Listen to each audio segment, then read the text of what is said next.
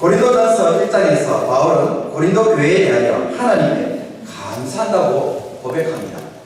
그 이유가 이 교회는 모든 면에서 온갖 언변과 온갖 지식이 넘쳤으며 그리스도에 관한 말씀도 견고하게 자리 잡았을 뿐만 아니라 모든 은사에도 부족함이 없었기 때문입니다. 당대의 저 위대한 사도 바울에 의해 교회가 세워졌습니다. 또 구약에 대하여 깊은 학식을 갖추고 있었던 아볼로로부터 구약을 성경에 대해서 자세히 잘 배웠어요. 그뿐만 아닙니다. 예루살렘 교회의 수장 누구입니까? 베드로. 그 베드로에게도 배웠어요. 그러면 이 정도면 그 교회는 어떻습니까? 대단하지 않나요? 대단합니다. 그뿐만 아닙니다. 성령의 은사와 같이 여러 영적 체험과 역사들도 많았기 때문에 사도 바울은 한마디로 요약해요. 모든 면에서 너희는 부족함이 없었다라고 이야기를 하는 것입니다. 그런데 그럼에도 불구하고 고린도 교회는 다른 어떤 교회들보다 문제가 가장 많았던 교회라는 것입니다. 우리가 가진 신약 성경에는 고린도 전서, 후서 두 편의 편지만 남아있지만은 실제로 바울이 고린도 교회에 보낸 편지는 총 4편입니다.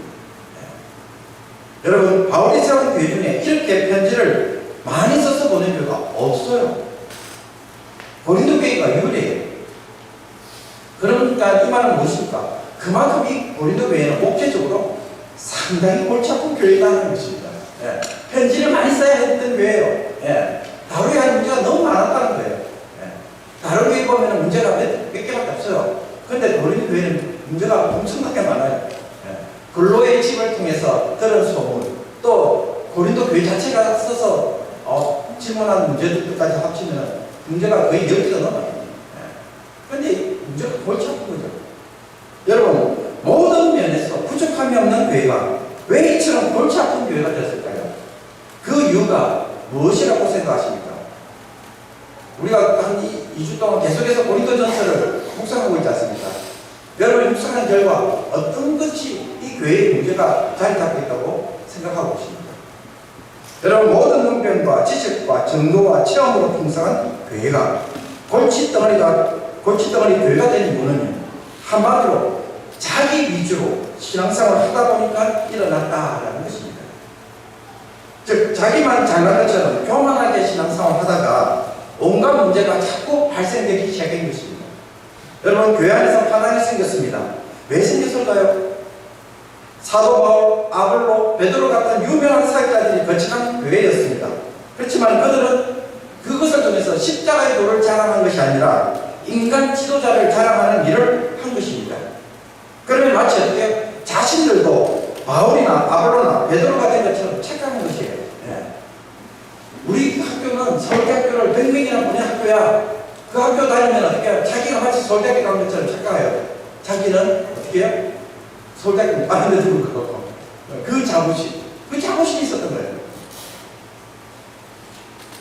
자신이 속한 가정교회가 얼마나 좋은 교회인지, 얼마나 대단한 교회인지 자랑하고 싶은 마음이 가득하다 보니까는 그와 같은 분쟁과 분열이 일어난 것이죠.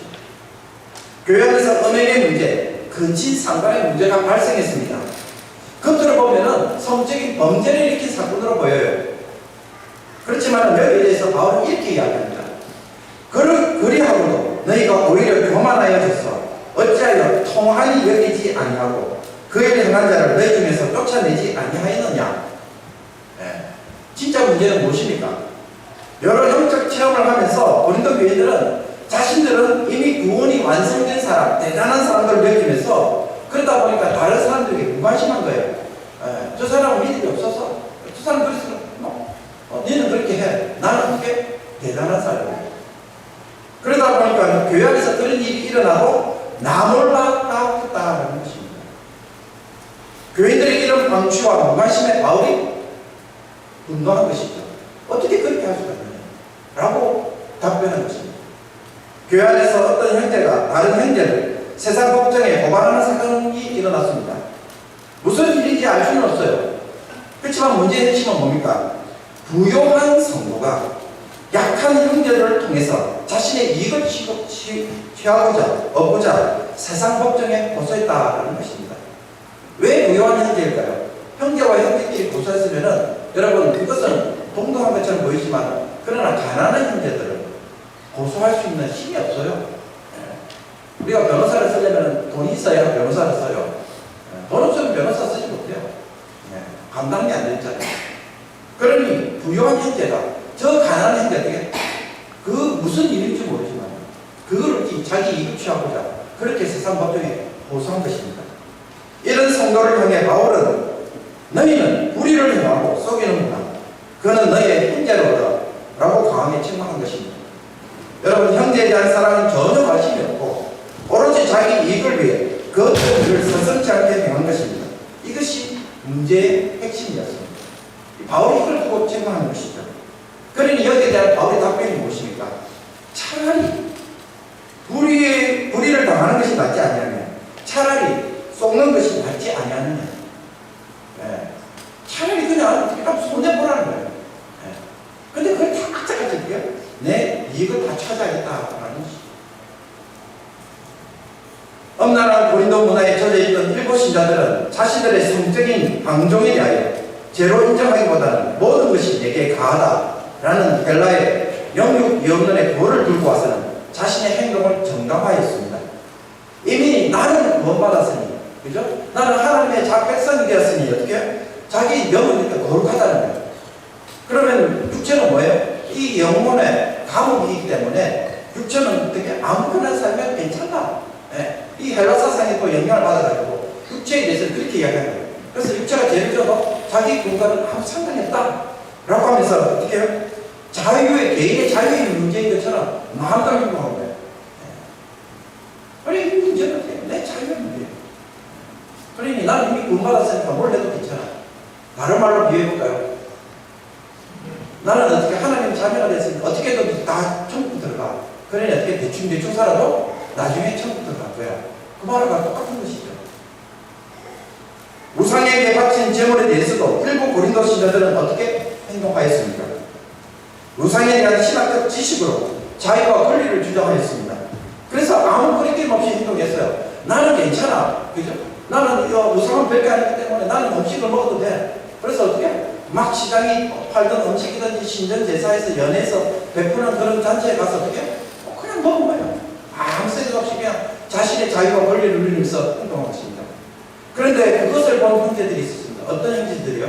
믿음이 약한 형제들. 이 형제들은 어떤 형제들입니까? 과거 우상을 섬겼다가 배신한 형제들이에요. 그래서 자기는 보면 어떻게 해요?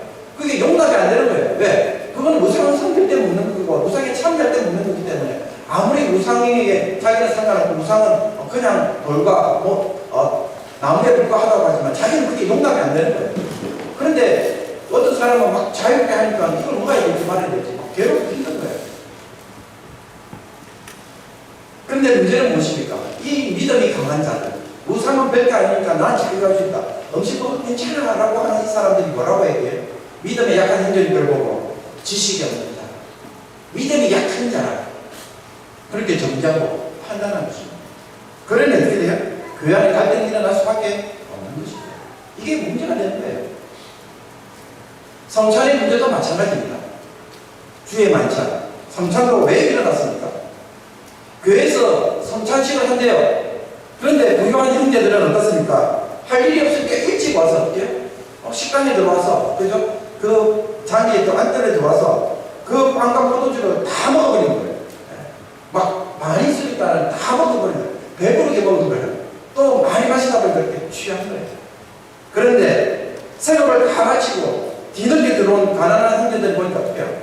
먹을 것이 하나도 없어요. 그러니 먹을 것이 없어서 바깥들에 냈다라는 것입니다.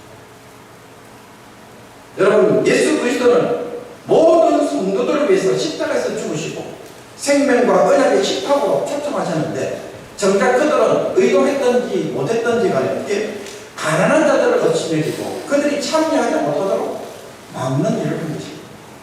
무엇 때문에? 자기 위주로 신앙생활, 자기 편리한 대로 신앙생활, 자기밖에 모르는 그런 신앙생활 하니까는 이런 일들이 많아요. 여러분, 성령의 은사는 또 얼마나 귀합니까? 여러분 성령의 능력을 일하는 게 얼마나 대단한 것입니까? 그런데 일부 신자들 가운데는 오롯이 방언의 은사만 특별하게 여기고 다른 사람들의 은사들을 무시했어요. 여러분 왜 방언의 은사만 특별하다고 생각했을까요? 우리 토요 새벽기 때도 말씀드렸습니다만 그 당시 이방 제사를 보면 어때요? 예, 신접한 자들이 많았어요. 신접하게 되면 뭐예요? 이상한 펜스 수술하는 말을 많이 하는 거예요. 그래서 뭔가 그걸 통해서 오라클, 신탁을 받았다. 그래서 신께서 나에게 말씀하셨다. 그러면 그 제사 드릴 때 이상한 소리를 하면 어떤 사람을 취급받을 수 있어요? 신과 교통하는 사람, 신과 커뮤니케이션 하는 사람, 대단한 사람이에요. 그러니까 그걸 통해서 열정 엘리트 교회에 빠진 거죠. 그러니 그게 제일 대단해 보이는 거예요. 자신들만 하나님과 깊은 교제를 하는 영적인 자들처럼 행동한 것입니다.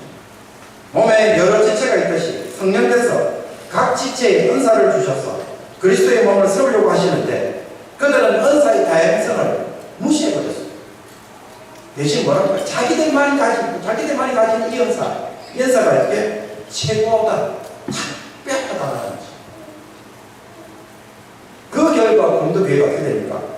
하나님의 풍성한 은혜를 경험했음에도 불구하고 영적 체험을 많이 했음에도 불구하고 그 은혜가 어떤 결과를 자꾸 가져와요? 파당을 만듭니다. 음행을 방치합니다. 법적 소송이 일어납니다. 우상 제물에 참여하는 일들이 일어납니다. 성찬을 매우 시키고 있습니다. 다른 은사를 부정하는 결과를 가져오고 형제를 맺히는 일들을 만들고 있다. 그러니 이 모든 일들이 일어나게 된 것은 바로 교만이라는 거죠. 교회 형제들, 자매들을 전혀 고려하지 않고 모든 것을 자기 위주로 행동하고 판단하다 보니까는 뭐가요? 은혜가 문제가 되는 거죠. 여러분 잘 보십시오. 그들이 죄를 지었을까? 아니에요. 그들이 나쁜 짓을 한 것이 아니에요. 악한 일을 했습니까? 하지 않았어요. 성찬식을 했어요. 예배를 드렸어요. 은사를 나누었어요. 그죠? 근데 나쁜 짓 한 게 아니에요. 그렇지만 어떻습니까? 열심히 성경 공부도 배우고 유명한 지도자를 밑에 들어가서 들었어요. 그렇지만 자기 중심으로 신앙생활을 하니까 차별이 일어나고 배제가 일어나고 무시가 일어나고 정죄가 일어나는 거예요. 그래서 거룩한 것이 무엇이 됐습니까? 부정한 것이 됐습니다. 더러운 것이 되버린 거예요. 그러니 교회는요, 여러분 제가 아닌 무엇으로도요? 예배나 성찬이나 은사 같은 것으로도 얼마든지 이렇게 무너질 수가 있어요. 이건 중요해요. 주의 일을 하면서도 주의 일 때문에 어떻게 해요? 분열이 일어나고요. 쪼개지고요. 범죄할 수가 있고요. 내 스스로가 타락할 수 있다는 거죠. 사랑이 결핍되는 순간, 자기 위주로 신앙생활하는 순간 그 아름다운 교회가 지금 어떻게 되어 있어요? 지금 추한 교회가 되어가고 있잖아요. 골칫덩어리 교회로 되어가고 있잖아요. 12장에서 성령의 은사에 대하여 자세하게 설명한 바울이 31절에 이렇게 요약하는 말을 합니다. 너희는 더욱 큰 은사를 사모하라. 내가 또한 가장 좋은 길을 너희에게 보이리라. 여기서 사모하라는 동사는요, 원문으로 보면요, 명령법도 되고 직설법으로도 번역될 수가 있는 말이에요. 사모하라 라고 명령으로 될 수 있지만 사모하라 라는 말도 된다는 거예요. 왜냐하면 문법적으로 보면 동사의 의미가 똑같기 때문에 다 에테라는 단어로 끝나요. 그래서 명령법으로도 번역할 수 있고 직설법으로도 번역할 수 있어요. 여기에 대해 많은 성경 번역본들은 명령으로 번역을 했어요. 더 큰 은사를 사모하라. 그런데 이렇게 읽으면 어떻게 됩니까? 그 은사가 마치 뭘로처럼 느껴져요? 더 큰 은사를 사모하라. 제일 좋은 길을 소개해 주겠다고 하면서 13장에 가서 사랑을 설명하니까는 그러면은 더 큰 은사가 뭐예요? 사랑의 은사인가 보다 라고 이야기한다는 것입니다. 그래서 많은 사람들이 최고의 은사는 사랑의 은사라고 흔히 말합니다. 그러나 성경 전체를 보면은 사랑은 은사가 아니라 뭐예요? 성령의 열매라는 것이죠. 은사로 소개한 적이 없어요. 다른 어떤 성경 보면은 뭐 로마서나 다른 본문에도 보면은 은사로 사랑이 등장하지는 않아요. 이와 달리 이 동사를 직설법으로 읽으면 어떻게 될까요? 제가 이렇게 표현할 수 있습니다. 너희는 더욱 큰 은사를 사모하고 있구나. 사마다만 조금 적한 이장이라는 단어를 탐내다는 것이죠. 너희들 더 큰 의사를 탐내고 있구나 라고 말하는 것입니다. 그래서 31절 전체를 번역하면 이렇게 번역해요. 너희들은 서로 싸우듯이 더 큰 의사를 열렬히 추구하고 있는데 그렇다면 내가 그것을 얻는 최고의 길을 소개해 줄게 라고 하면서 그 다음 사랑을 이야기해요. 이것은 일부 고린도 교회 신자들 중에 최고의 은사를 경쟁적으로 추구하는 것에 대하여 바울의 은근슬쩍 비꼬면서 사랑으로 하는 것이야말로 어떻게 최고 은사를 얻는 길이고 최고의 은사를 만드는 방법이라는 것을 내가 좀 소개해 주고 싶다라고 말하는 것입니다. 그렇게 읽으면 어떻게 12장과 13장이 연결이 돼요. 저는 개인적으로 이번 이 훨씬 낫다고 생각해요. 여러분 그 이유는 13장 1절을 읽어보면 쉽게 답이 나와요. 내가 사람의 방언과 천사의 말을 할지라도 사랑이 없으면 소리나는 구리와 울리는 꽹과리가 되기 때문에 그렇습니다. 여러분 방언과 심판을 받을 때에 이상한 소리를 하는 것을 최고의 자랑으로 삼는 자들에게 자신이 대단한 사람인 것처럼 횡설수설하는 자들에게 그 속에 사랑이 빠지면 어떻게 해요? 한순간 잡음이나 소음이 될 수 있다라는 것입니다. 그러니 그 대단한 은사가 어떻게 무가치한 은사가 되는 것이죠. 여러분 방언과 천사의 말이 그냥 소리나는 청동 그릇이나 시끄럽게 울리는 심벌지가 되는 것입니다. 거룩한 성령의 은사가 소음이나 잡음이 되는 경우가 어떤 경우입니까? 형제를 사랑하지 않고 배려하지 않고 자기 위주로 일할 때 그와 같은 일들이 정확하게 일어나는 것입니다. 그러니 여러분 뭐예요? 성령의 은사가 위대할 수도 있고 천박할 수도 있는데 그걸 결정하는 게 뭐예요? 사랑입니다. 그래서 오늘도 보십시오. 성령의 은사가 무슨 일을 하고 있어요? 갈라치기를 하고 있어요. 그러면 그게 뭐냐고요?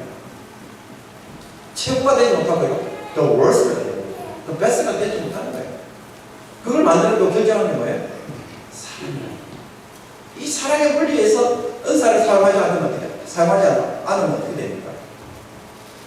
문제가 일어나는 것이죠. 근데 문제는 더 심각한 문제는 이거예요. 그런 일을 하면서도 본인은 정작 자기 잘못을 못 깨닫는다. 왜냐하면 그 사람은 방언의 은사를 소유하고 있는 거예요. 그러니 그 은사 때문에 어떻게 자기는 그 은사를 소유했다는 것만으로 어떻게 사랑이 없이 해가면서 갈라치기 하는데도 불구하고 자기는 나쁜 사람이라고 여기지 못해요. 왜? 방언의 은사를 가지고 있다는 거예요. 그럼 왜? 하나님께서 보증한 사람이 아닌가? 그걸 가지고 자기 보증으로 쓰다 보니까 오히려 이런 일을 하고도 계속 영적으로 눈이 어두워진 사람 되는 것이죠. 이게 교회가 가지고 있는 맹점입니다. 성도들이 자기 신앙생활을 자복하게 되면 자기 스스로 눈이 어두워지는 모습이 된다는 것입니다. 이것은 단지 방언의 은사만 해당할까요? 고린도 교회가 최고로 여기는 것들, 예언, 모든 비밀과 모든 지식, 산을 옮길 만한 믿음도 마찬가지입니다. 이것들 역시 사랑이 없으면 어떻게? 그 사람을 쓸모없는 사람, 무가치한 사람으로 만든다고 바울은 말합니다. 여러분 이런 것들은 가지면 어떻게 됩니까? 여러분 예언을 할 거 아닙니다. 모든 비밀을 알고 있습니다. 모든 지식을 가지고 있습니다. 산을 옮길 만한 믿음이 있으면 어떻게 됩니까? 야, 그 사람 정말 대단한 사람이다. 영적으로 엘리트처럼 보입니다. 자랑할 수 있게 만듭니다. 탁월하게 세워줍니다. 그런데 사랑에 빠지면 이 대단한 능력자 역시도 어떻게 해요? 하나님 보시기에는 전혀 아무것도 아닌 자로 생각한다. 심지어 바울은 이렇게도 말합니다. 모든 것으로 구제하고 자기 전 재산을 팔아서 구제하고 또 내 몸을 불사르는 죽음으로 희생하는 그 순교조차도 쓰레기로 만드는 것은 무엇이라고 이야기합니까? 사랑이 없습니다. 사랑을 하지 않으면 그 모든 것을 헛된 것으로 쓰레기로 만든다라는 것입니다. 그러니 여러분 사랑이 없으면 타인을 위한 그 위대한 일도 결론적으로 어떤 일이 돼요? 나의 이기심으로 하는 일들밖에 되지 않는 것이죠. 자기의 이익을 들으면 자기 이기심을 증명하는 사건이 되는 것이죠. 그러니 쓰레기가 될 수밖에 없는 것이죠. 성도들이 교회에서 하나님께 예배를 드리고 이웃을 위해 희생하고 엄청나게 헌금을 하고 남들이 감히 따라하지 못하는 희생을 치르는 일을 하면서도 교회에 온갖 문제가 일어나고 무너지는 이유는 뭐예요? 자기 위주로 교만하게 행동할 때라는 것입니다. 자신의 의를 드러내고 과시하는 일을 할 때 그것은 죄와 연결되는 통로가 됩니다. 그러면 어떻게 돼요? 쓰레기가 되고 썩는 냄새가 피어나는 것입니다. 보십시오. 우리가 이 말씀 속에서 깨닫는 것도 이것입니다. 세상에서 사람들이 아무리 좋은 제도, 좋은 방법, 좋은 프로그램을 가지고 사회를 바꾸려고 해도 결국 무너질 수밖에 없는 이유가 무엇입니까? 세상이 프로그램으로 제도로 바뀔 수 없는 이유가 무엇입니까? 바로 여기에 있어요. 여러분 자신을 위해서, 이익을 위해서 어떻게 해요? 그 아무리 좋은 제도도 살짝 비틀면 어떻게 돼요? 얼마든지 악의 도구가 된다는 것이죠. 그렇기 때문에 제도가 사람을 바꿀 수 있는 게 아니에요. 문제를 바꿀 수 있고 사회를 바꿀 수 있는 게 아니다라는 것입니다. 여러분 무인 점포 아십니까? 사람 없는 점포. 한국에는 많죠. 여기도 구글에서 한번 만들려고 시험을 했죠. 아마존에서. 여러분 사람이 없는 가게를 만들었습니다. 그러면 인건비를 줄여서 가격을 낮추고 소비자는 눈치 보지 않고 빠르게 계산을 할 수가 있습니다. 그렇게 만들어놨습니다. 그런데 이런 무인 점포에 대해서 어떤 사람은 어떻게 합니까? 바코드를 찍는 척하면서 일부 품목을 슬쩍 가방에 넣거나 비싼 고기 제품에 저렴한 라면 바코드를 갖다 대는 식으로 악용합니다. 그러니 어떻게 해요? 그 편하게 그 물건을 살 수 있는 곳이 어떻게 도둑질하기 좋은 장소입니다. 얼마든지 변화시키는 거예요. 무료 공용 주차장을 만들었습니다. 그래서 어떻게 정말 마을 사람들이, 동네 사람들이 편안하게 그냥 아무 데나 언제라도 주차할 수 있도록 공짜로 만들어놨어요. 그런데 어떤 사람은 어떻게 24시간 자기 주차장을 씁니다. 그래 되면 결국 어떻게 됩니까? 다시 돈 받을 수밖에 없잖아요. 벤치시키는 거예요. 좋은 뜻으로 만들고 좋은 취지로 만드는데 자꾸 어떻게 인간의 배우들이 사랑이 없으니까 배려하는 게 없어요. 자기 위주로 신앙생활을 행동하니까 그것이 결국 악의 도구가 되는 것이죠. 거룩한 성도들이 모여서 예배드리고 봉사도 하고 목장 모임도 하는데 왜 교회는 문제가 많은가? 라고 질문한다면 그 이유가 무엇인지 다시 한번 오늘 말씀을 통해서 답변할 수 있는 저와 여러분이 되기를 바랍니다. 여러분 말씀 가운데 성령의 역사가 없어서가 아니에요. 하나님의 풍성한 은혜, 부족함이 없는 교회가 없는 은혜가 있지만 사랑에 빠지니까 그 모든 것이 무엇이 되었습니까? 자본이 됐다는 거예요. 소음이 됐다는 거예요. 음악이 되지 못한 거예요. 우리 스스로가 거룩한 것을 더러운 것으로 부패시키고 변질시킨 것입니다. 사랑이 아닌 다른 동기로 섬기는 순간 모든 것을 쓰레기로 만드는 그런 마이다스에 손이 된 것입니다. 그러면 우리가 어떻게 해야 합니까? 시간 관계상 다룰 수는 없지만 4절에서 7절의 말씀을 여러분 집에 가서 다시 한번 꼼꼼하게 한번 읽어보시기를 바랍니다. 바울은 말합니다. 그럼 어떻게 해야 되냐? 오래 참으십시오. 온유하십시오. 시기하지 마십시오. 자랑하지 마십시오.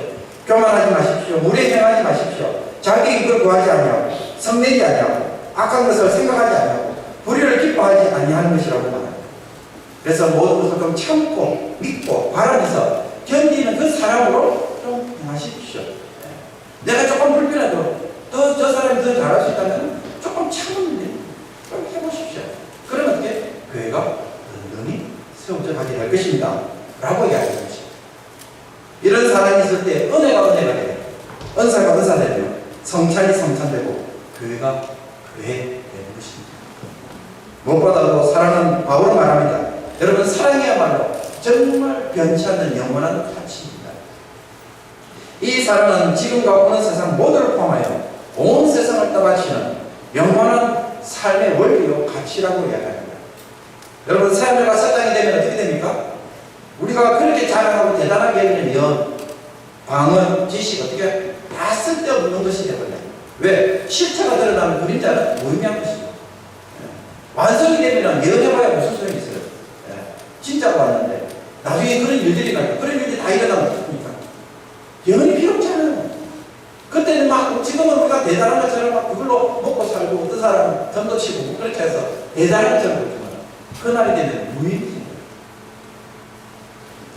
심지어 믿음과 소망과 사랑이 있지만 그 중에서도 뭐예요? 개인은 사랑이라고 말합니다. 왜 그럴까요?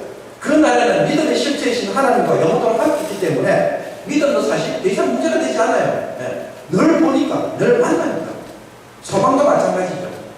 그림자가 아닌 실체를 날마다 경험하기 때문에 하나님은 더 이상 믿어야 하거나 소망해야 대상이 아닌 것이죠. 그렇지만 사람은 뭐예요? 하나님의 성품 중에 하나예요. 하나님과 분리될 수가 없어요. 그리고 우리가 하나님과 깊은 관계를 들어가려고 하면 할수록 무엇이 필요해요? 사람이 필요해요. 우리 관계를 유지시키는 거예요. 이 사람으로 살지 못한다면 하나님과의 교제를 감당할 수가 없어요. 그 삶을 유지할 수가 없어요. 그러니 어떻게 해요? 이 사람으로 섬기는 법을 우리가 교회 안에서 성도들과 부딪히면서 좀 내가 알지 않는 성도들과 부딪히면서 배우지 못한다면 그 사람은 어떻게 해요? 이 하나님의 은혜를 감당할 수 없는 사람이 되는 것이죠. 이 영원한 삶을 누릴 수가 없게 되는 것입니다. 사람 못해서 괴로워하죠. 그 영원한 삶을 어떻게 감당하겠어요? 여러분, 그러니 좀 때로는 참고 때로는 분노가 일어나지만 온유함을 하고 무례한 자들에게도 예의를 갖추고 다른 사람들의 이익을 먼저 구하고 선한 것을 늘 생각하며 모든 것을 참고 인내하는 모습으로 선별주하는 천국 백성이 되기를 원합니다. 그래서 정말로 주님께서 우리가 사랑으로 행함으로써 은혜가 은혜되고 성찬이 성찬되고 은사가 은사되시는 그런 교회를 세워가기를 원합니다. 말씀을 정리합니다. 우리의 모든 수고에 사랑이 빠지면 그것은 무엇과도 같습니까? 간을 하지 않은 음식과도 같습니다. 여러분, 즐길 수가 없고 불평이 나올 수밖에 없습니다. 저는 50년 넘게 간을 맞춰서 음식을 먹었습니다. 그런데 신장 수술을 하고 나니까 짜게 먹으면 안 된대. 다 싱겁게 먹어야 돼. 제일 싱거워야 돼. 특히 수술하고 난다면 거의 소금을 넣은 것은 없는 음식을 먹어요. 아무 맛이 없어요. 자꾸 불평한 제안을 하는 말이 있어요. 음식 본연의, 재료의 본연의 맛을 즐기세요. 여러분, 50년 동안 살았는데 어떻게 본연의 맛을 느낄 수가 있어요? 한 번도 경험해 본 적이 없는데. 왜? 여태까지 간을 하고 왔는데 맛이 없어요. 힘들어요. 그러니 여러분, 정말 맛있게 음식 먹는 방법이 무엇입니까? 사랑이라는 조미료를 팍팍 쳐서서 맛없는 음식도 어떻게 해요? 조미료를 치면 마법의 음식이 되잖아요. 마법의 재료, 사랑을 좀 쓰셔서 여러분, 우리의 삶을 풍성하게 만들고 맛있는 음식으로 서로 대접할 수 있는 귀한 교회를 만들어갑니다. 성상교회가 되고 주님의 이름으로 축복합니다.